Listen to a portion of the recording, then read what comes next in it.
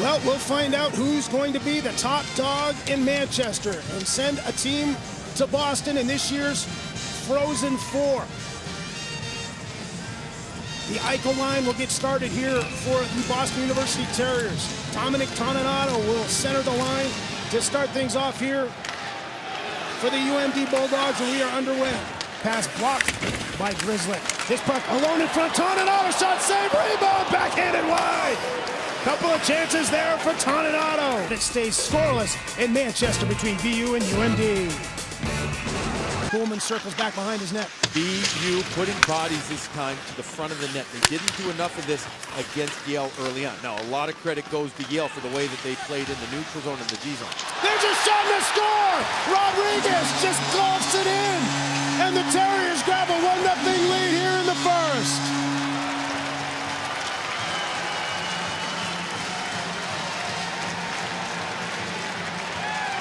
Duluth is going to try and hack this puck out, and instead it ends up getting hacked into their net by that guy. Rodrigues with a smile on his face, but BU getting pucks deep. There's a good forecheck by Rodrigues, eliminating the opportunity to get the puck out. And then when Farley can't get it out here, it's kept in by Fortunato, the smallest guy on the ice. Literally the smallest, not afraid of the smallest guy out there, keeps the puck in, and then spinning, turning, whacking at the puck is Rodrigues for one of the more, like we call it, unusual goals that we've seen so far. There's David Quinn, the head coach of the Boston University Terriers. Of course, Billy Jaffe, he took over for the longtime mentor of the BU program, Jack Parker, in the building here today. He would not be laughing like that if he died. This is called love and life right now. What a tremendous career Coach Parker had at BU, but he's having a tremendous time every time we get to see him. I know we both see him an awful lot. This is what he's doing. He's smiling, he's laughing. He's just, you know, he's refreshed. Not the coaching brought him down. It's tough, though. It's a tough profession and full of intensity. Now Fortunato, shot in there from the far point from Kotick. O'Connor has it, and Farley got dumped down. Somebody at the BU bench said something, too, for Farley, because he gave him the old chirp sign at him right there. Trying to walk down low here, all the way to the front. Stop made there on Corin by O'Connor. Back at the point. Raskov shot, score! It slid up to the top of the circle, and Raskov blasts it home. It's a 1-1 game. You need another example? Look at Corin. He's going to dance his way down the side, drive into the net as the wall to the front of the net is open. Nobody taking him right there. And then what happens to O'Connor? He ends up getting caught off to the right side of the net. Does he get caught up on one of his defensemen right there? Oh, it's Rodrigues. He gets caught up in Rodrigues' stick and skates, and he can't get back. He ends up overplaying it off to his stick side. It leaves the other side wide open as the puck comes back to the point. Over for Lane. Lane sends it down low. Pikanich goes back behind the net. In front for Lane. He scores! It's Matt Lane, the junior forward out of Rochester, New York, and the Terriers are back on the top here. It's 2-1. What a really good cycle. Getting in on the forecheck. Chase Phelps is going to push the play behind the net as he's going to push even more. Look at the support coming in. Pikanich is going to read the play. So does Lane. As they start getting into that triangle formation, there's good separation right there. What a nice pass there from Pikanich going back to Lane. Little no-look pass over the shoulder.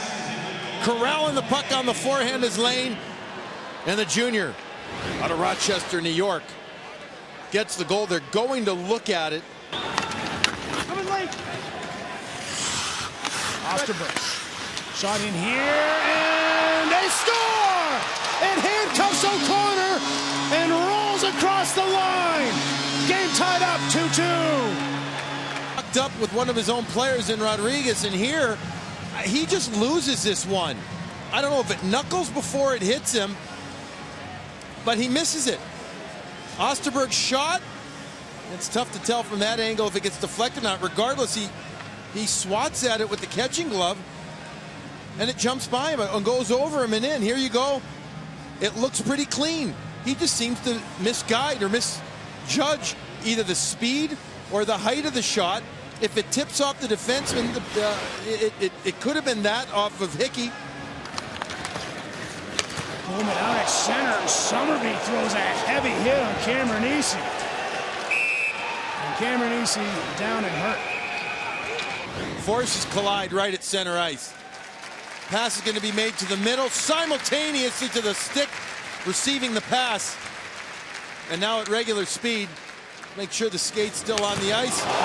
Skates come off the ice afterwards there, Dan. And so that's why no call by the official. He likes to pinch down. Here's a chance. Wayne across in front. It got deflected. Roberto was there, but back up at the point. It's once again contained. Diffley does have a broken stick. Walking the front here. Oh, look where it ends up on the top of the net after the stop by O'Connor. That close for the Bulldogs. Almost a goal. Krause picks it up. Going to try and slam it far side. Off the block, or off the stick, and it jumps up right there off the top part of that stick of the paddle down and on top of the net. Referee blows it dead. I'd expect, Billy, everybody leaves it all on the ice. And you know, I officiated too in college hockey, right? In the old CCHA. I love these kind of hits right here. These are clean, classic body contact hits. We've had some rough stuff, but nothing that has been over bounds. And this one right there is Summerby. Cameron Easy. All good, all clean. Cameron Easy caught his win. Everybody was all right. Jason Holman taking a big hit too. Good stuff from both teams in this one, in this third period. And that's why Fortunato's been on the right side a few times too. And oh, we're going to have a penalty now here. This just the second power play opportunity of the game. We had a couple matching penalties as well with Rodrigues and Grizzly. Eichel plays it down. O'Regan to the front. Oh, chance there for Oxenden. He's denied by Kaskisuo. Eichel walks to the middle. He takes a shot, but he put it wide. You see Providence in game 2 down there in their hometown at the Dunkin' Donuts Center. A lead over the top seed in that region, Miami. A 4-2 lead for the Friars in that one. Eichel goes after it here. This is going to be a full 2 minutes out here for the top line of BU's power play. Grizzly to Rodrigues. Rodrigues pulls it back and he scores! What a play by Evan Rodrigues! A power play goal and a 3-2 Terrier lead!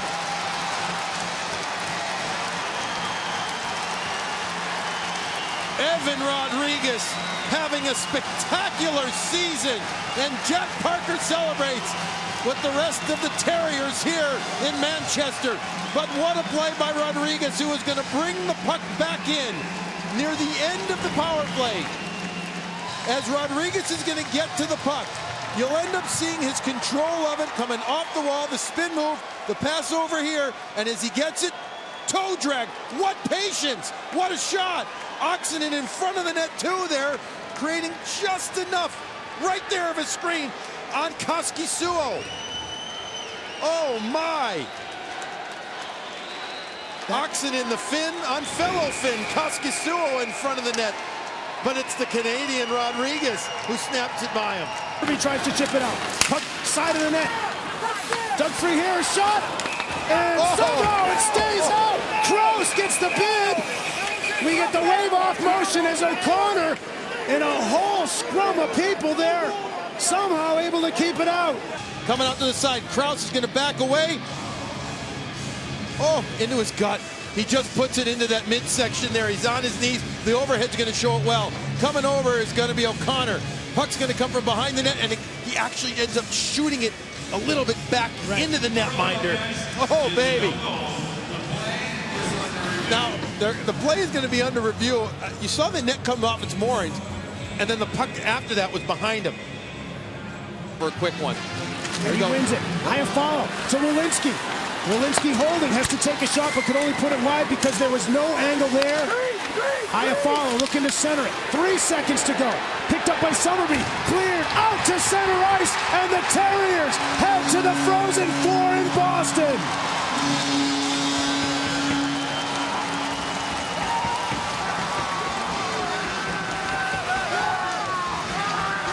What a finish. What a great third period. Exciting hockey. Great hockey. Well played. Well executed. And a fantastic finish. Many have said over the year this BU team feels like a team of destiny. An odd thing to say about a team with so many freshmen. But they say the way that they carry themselves, especially in the third period, and we saw it again in this one, controlling a lot of the play. BU with the huge victory. Congrats to both coaches, David Quinn, and also congrats to Scott Sandlin. A tremendous year for his Bulldogs.